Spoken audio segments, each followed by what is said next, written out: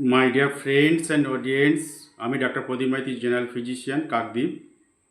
আজ যে বিষয় নিয়ে বলছি, আমাদের সমাজ জীবনে আমরা অনেকেই কিছু খাবার গরম করে পুনরায় গ্রহণ করি, যেমন ভাত।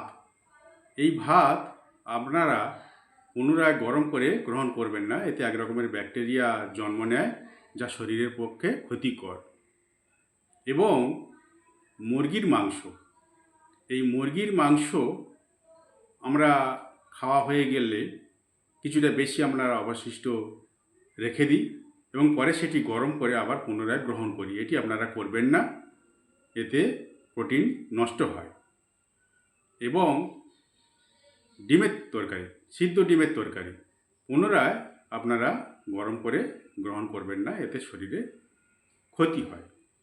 এবং শাকসবজি দ্বারা যে খাদ্য আমাদের প্রস্তুত হয়, এই শাকসবজি দ্বারা তরকারি যদি পুনরায় আপনারা গ্রহণ করেন, এতে শরীরের ব্যাপক ক্ষতি হয়।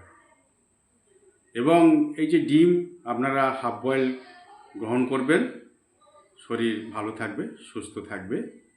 আর যাদের হার্টের অসুখ, হাইপার টেনশন রয়েছে, তারা ডিমের কুসুমটা গ্রহণ করবেন না, সাদা অংশ গ্রহণ করবেন। অবশিষ্ট আপনারা সবাই ডিমের সাদা অংশ এবং কুসুম অংশ সবাই গ্রহণ করবেন এবং নিয়মিত 3 থেকে 3.5 লিটার বিশুদ্ধ মিনারেলযুক্ত জল বা পানি আপনারা গ্রহণ করবেন। সবাই সুস্থ থাকবেন, ভালো থাকবেন। নমস্কার।